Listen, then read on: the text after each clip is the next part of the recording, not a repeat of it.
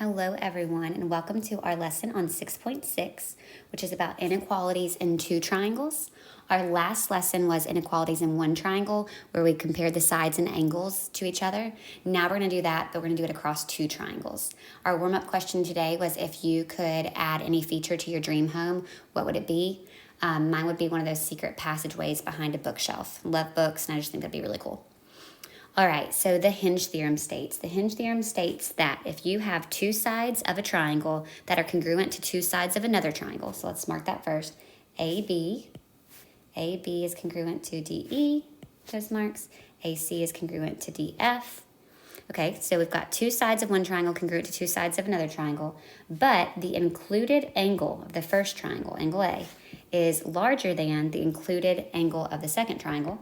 So the way I'm going to do that is I'm going to mark that these are different, and it says that it's larger. So let's go ahead and just assign a numeric value just to show you this. This looks like it might be about 110 degrees, whereas this looks a little bit closer to like maybe 88. I'm just putting random numbers on there. So 110 is greater than 88. You could see that these two same amounts, you could do this with your hands. As you open up your hands more, the space between them gets greater. As you close your hands more, the space between your fingers gets less, it's smaller. And so what this is saying is the side opposite, so if I look across from that, the side opposite that angle is going to be longer in the first triangle than it is in this second triangle. So here's what that tells us. That tells us that BC is going to be greater than EF. BC is going to be greater than EF, and we know that because 110 is opened wider than the 88 degree. Angle A is larger than angle D, and so side BC is going to be greater than side EF. Okay, so what is the converse of that? You just go backwards. It says if you still know the two sides of one triangle are congruent to the two sides of another triangle, so this must exist in order to compare. And you know that let's see, how do they phrase it? They say the included angle of the first side is larger than the side of the opposite. Okay, here we go. And the side opposite the included angle of the first is larger than the side opposite the included angle of the second. That's like a mouthful to say, but here's what it's saying. If you know for sure that BC is longer than EF, if you are given, so let's go ahead and put some marks on it just to show you. If you know, I'm going to put 3 here, I'm going to put 4 here just to show it's different. If you know that this is larger, so let's assign a number to it. So like maybe this was 10 and this was 8. If you know that, that must mean that this angle, the angle across from it, is opened up wider. The included angle of the first triangle is going to be greater than the included angle of the second triangle. So what that means is that this angle A, the measure of angle A, is going to be greater than the measure of angle D. And so you can tell this one, if it's like an alligator's mouth, it has its mouth opened wider in the first triangle than it does in the second triangle. Okay, so this is going to be where the two sides are congruent, but the angles in between are not congruent. So that is the Hinge theorem. I kind of think about it like a doorway. If I think about the teacher that teaches next to me, we both have the same size doors. It's like a standard school door. And so we also both have the same door frame. And so because that door has to fit in that frame, it's a little bit longer. But sometimes he'll prop his door open, whereas I have mine usually just barely propped open. So the space in between his door and his door frame is going to be a lot bigger than mine because I always have mine propped more closed. So that angle is going to be smaller when that means that that side is going to be smaller as well. So very similar to our lesson yesterday, we're just doing this in two triangles. So it says use the Hinge theorem. So first of all, we need to make sure we can use the Hinge theorem, but to compare the sides or angles. So the first thing we need to do when we're looking at these is check and make sure I can use it, that I do have those two congruent sides. So what I pay attention to here is I have a 15 and a 9. What I pay attention to here is that I also have a 15 and a 9. So I do have two sides that are going to be congruent, so I can add my markings if I wanted to. 15 and the 9. But the angles in between, you know what, let me change that color coding. I think this will help you all a little bit better to show that those are two different triangles. Here we go. There's the pink triangle and there's the blue triangle. That'll make it easier to talk about. In the pink triangle, I have a 79 degree angle that's included. Included meaning it's sandwiched in between. But in the blue triangle, that angle is 74 degrees. So the one that is larger, 79 degrees, is more than 74 degrees. And so that means that this side, LK or KL, is going to be greater than PM.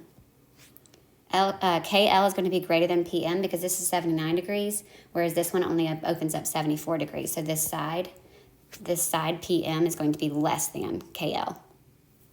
Okay, so let's first make sure we can use the Hinge theorem again.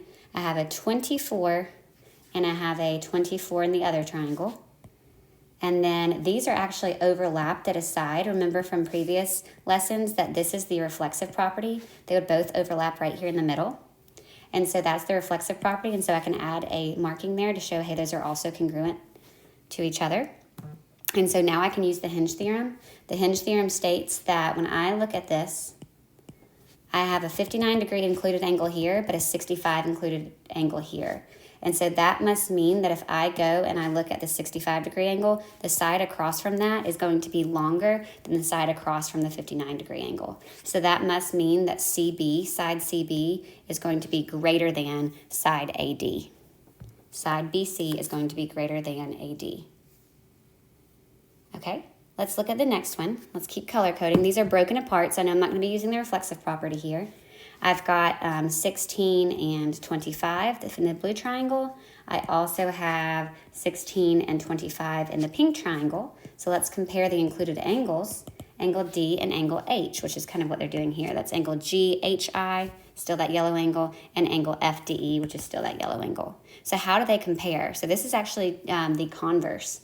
What we're given here is we are given that GI is 33, whereas FE is 35. So which one is bigger? 35. And so what that must mean is the angle across from it must be greater. And so that would mean that the measure of angle FDE is going to be bigger because 35 is greater than 33. So I know that that angle measure must be greater as well. Okay. Let's see, we've got our, can we use the Hinge theorem? We have a side and a side, congruent to a side and a side, another triangle. Okay, again, this is the converse. I know because I'm making decisions about angles instead of making decisions about sides. So there's my included angle. This one opens up to 18, while this included angle opens up to 18.5. Which one is greater? Obviously the 18.5. So that must mean that this angle, the measure of angle DEB, must be greater than the measure of angle CAB. My encouragement is if you are doing the video, pause it and try these real quick, and then click play to see how you do. So again, these overlap.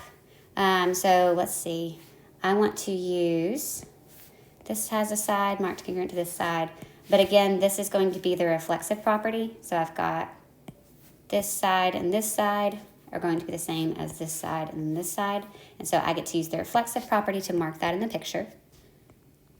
Okay.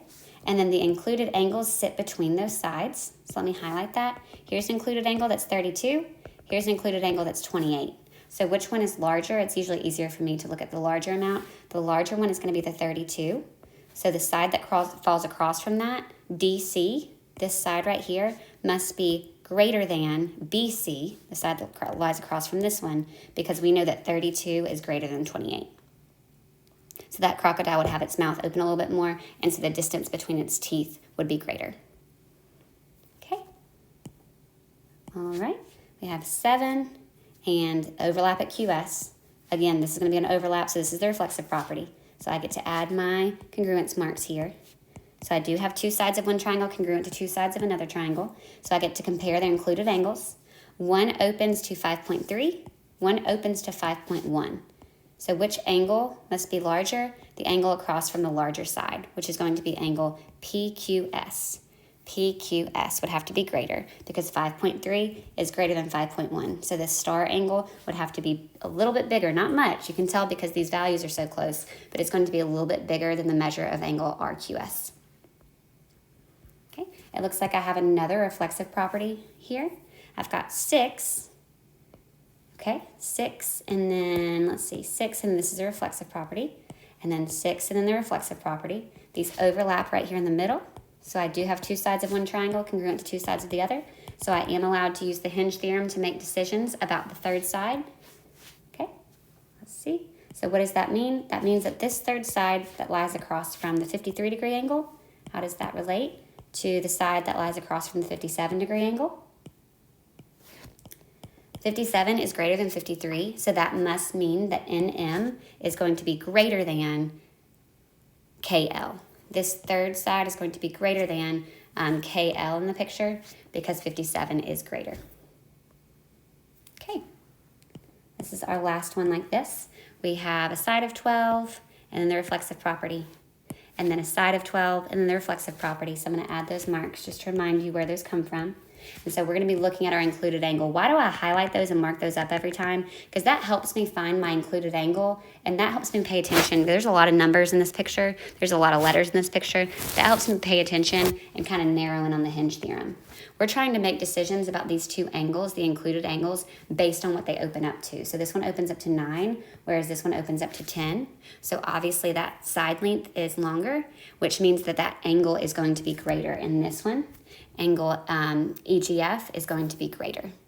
So that's just using the Hinge theorem to make decisions about angles or sides in two triangles.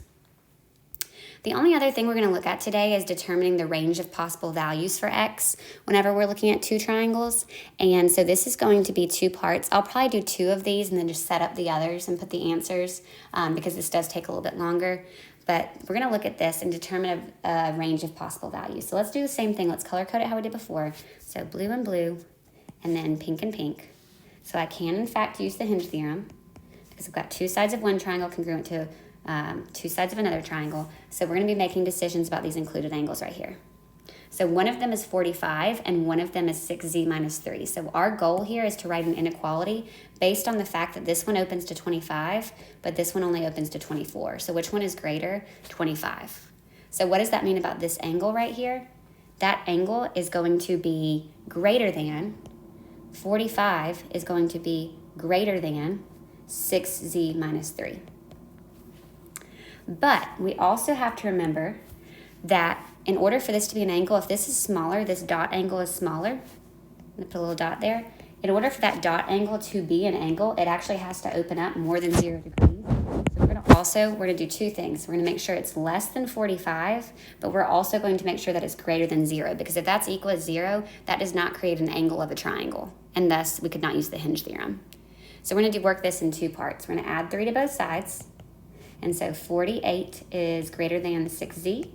We divide by 6 on both sides, and we get 8 is greater than z. So that means that z has to be less than 8, but in order for it to be an angle, it also has to be greater than, when I do this, I get 3, divide by 6 on both sides, and that's 1/2 or 0.5.